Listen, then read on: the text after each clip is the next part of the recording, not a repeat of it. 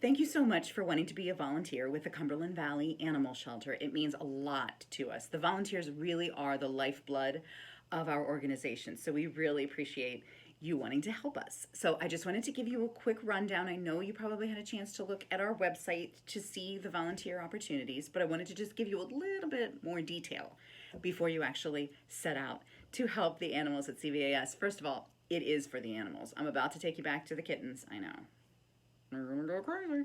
I'm about to take you back to the kittens so that you can actually see who it is you're helping. But before I get all that distraction up in here, I wanted to talk to you just a little bit about more of the details. So we work 365 days a year for the animals, and it is people like you who help us do that. So people who volunteer their time mean literally the world to us, because time is the one thing that, you know, is finite for all of us. So I sincerely appreciate the fact that you want to help. We have fundraisers. We're working on getting some new fundraisers and into our rotation of fundraisers. If you would like to help us with the fundraisers, that would be fantastic, because a lot of times we do need volunteer help in order to make those a success. The fundraisers actually bring money into the organization and help us, you know, pay for spay neuter, pay for, you know, surgeries, pay for all sorts of things in order to be able to help the animals. So the fundraisers are one of the things that keep us going as well. And a lot of times we need volunteers like crazy to help with those. So if you'd like to help with our fundraisers, that would be great. If you would like to help at our thrift store, we have a thrift store in downtown Chambersburg.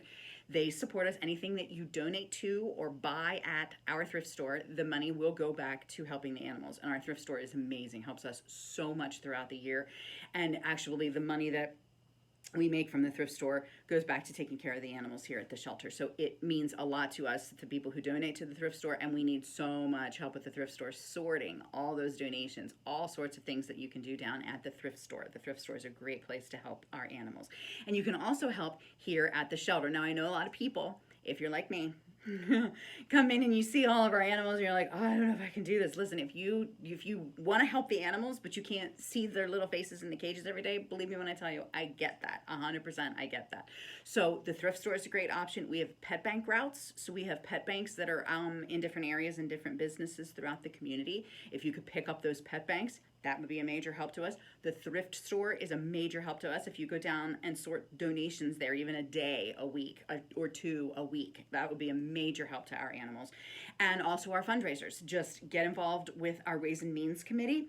They are the ones that create the fundraisers. They are the ones that kind of help put the fundraisers on. If you get involved with that, then you can help with the fundraisers, and you don't have to see the adorable little faces in the kennels all the time and wish that you could take every single one of them home. If you do, however, not have a problem coming and seeing the babies, because here's the deal with our animals, they are warm, they are cared for, they are loved, they have food, they have water. I mean, some of them, the dogs live in kennels that are kind of better than my apartment. Not gonna lie to you.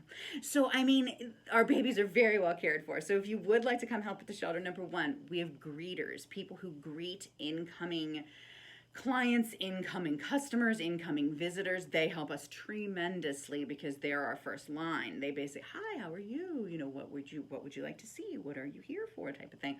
They guide the people through the shelter. They show them where the dogs are. They show them where the cats are. They help them with adoption applications. Our greeters are really, we're going to be focusing a lot on our greeters, especially coming up in the future, because they are sort of going to be the ones that organize a lot of the incoming visitors, the incoming people looking to adopt, the incoming people having adoption applications, filling out adoption applications, all of that. We're going to need all that organized. So our greeters are going to do that.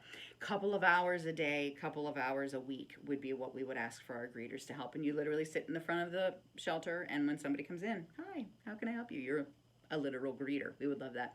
If you would like to help us clean our animals, we would fall madly in love with you. We are in desperate need of help for people who would like to help us clean our animals. And by that, I mean, it's the gross part of the job, and it's not easy. I will tell you that right now. Cleaning dogs and cleaning cats, it's the thing that everybody has to deal with. I mean, I know you have animals. You have to. I don't think you'd be volunteering at the animal shelter if you didn't have animals, or at least know what it means to take care of animals. It's the gross part. It's the part that we're all like, man, I wish I didn't have to do this. I love my cat so much, but man, that stinks. That's what it is. And if you could help us do that, that would be phenomenal. Most of our animal cleaning happens in the mornings because we have to be ready for when we have adoptions and for when we have people coming in to visit. So if you can give us any help in the mornings with cleaning dogs and cats, that would be great. We would love you. And then also socializing the animals. Sometimes our dogs and our cats need extra socialization. You can walk them, you can take them into a bonding room, you can play with them, and you can basically get them ready to be adopted. They love that. Sometimes I wish people would pay me to play with dogs, but they don't. So that's why our volunteers are so helpful. When they get our dogs out of the kennels and get them out for a walk, when they get our kitties especially. Sometimes our kitties, I think, are kind of underappreciated. I don't want to say underappreciated. We love our cats. I love cats so much. I'm a crazy cat lady, I'm not gonna lie to you. But I think sometimes the volunteers are like, walking dogs, that's all we can do. No. Our cats love to get into the bonding rooms and give them time to run and play and be cats. So if you would like to spend some time with cats, that would be great too. Speaking of cats, to further talk to you about the animals, let's go see some, okay? What do you say? I know, that's what you're here for, right? Not to hear me talk. You're like my ex. Just kidding, let's go see them. Okay, are you ready? You're probably not, because the cute's a little bit over the top. Ready for the babies? Little baby. Hi! I know.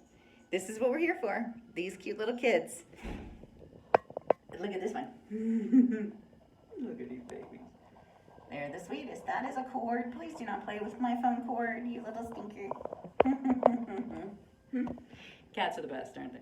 So, here's the thing. When you play with the animals or when you come in to work at the shelter, we ask, number one, that you wear appropriate clothing. Okay, so if you're going to be walking dogs, please wear sneakers. I mean, don't wear flip-flops. Don't wear things that are going to, because here's the thing. Our dogs, a lot of them are pretty strong.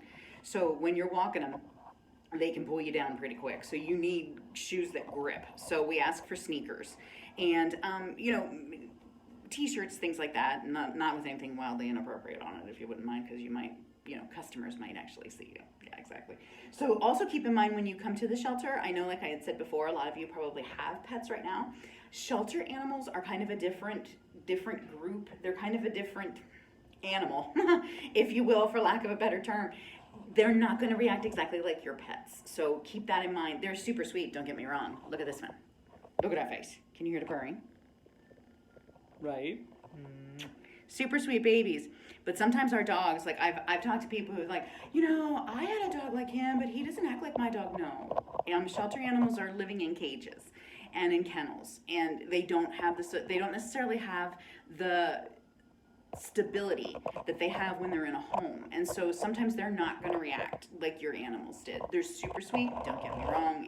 Shelter animals are some of the best four-legged friends in the world because they know that you've saved them.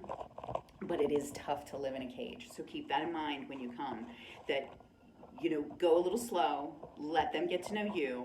And the reason that my phone is shaking is because these bad babies are shaking the phone as I'm doing this. Let's look at the bad babies one more time instead of me. Look at them. They don't have Kardashian in them. Weird, right? They didn't want to be seen on camera. Odd. So keep that in mind, that when you do come and you meet the animals and you meet the dogs, that they may not necessarily react like your animals at home because they are shelter pets. So remember that. So in addition to the clothing, also keep in mind that we want you to sanitize your hands. So we want to keep these babies healthy. See how cute? And in order to keep them healthy, we have to make sure that in between each cat, in particular, here's the deal, cats get upper respiratory infections, and oh my gosh, they can come through this place like crazy. And so one way that we can help cut down on the upper respiratory infections are to have people sanitize their hands in between each cat. Because basically what happens is, for example, if this kitty is sneezing, this kitty's not sneezing, this kitty's pretty healthy. If the kitty was sneezing, I just wanted to kiss again.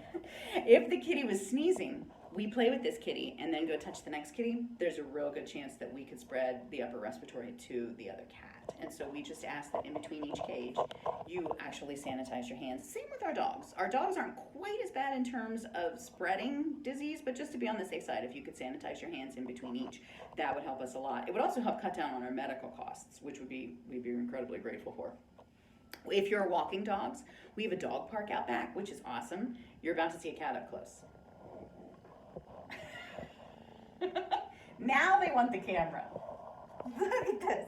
That's the fisheye view. Now they decided they want to be on camera. Now do you want to be on camera, you little monster? I was talking about something. Playing with my phone cord again. Take two. We have a dog park out We have a dog park out back, and it's awesome. So many people come, so many people enjoy it. We have so many dogs. It's great. But shelter dogs cannot go to the dog park. We do not know how our dogs are going to interact with the other dogs. So when you come to walk dogs, when you come to play with cats, you'll get kind of a quick rundown. We have an outside run out back where our dogs can run and play. That is where shelter dogs run and play, not the dog park. Please don't take our shelter dogs back to the dog park. We don't want to have to break up dog fights, especially not with a shelter dog.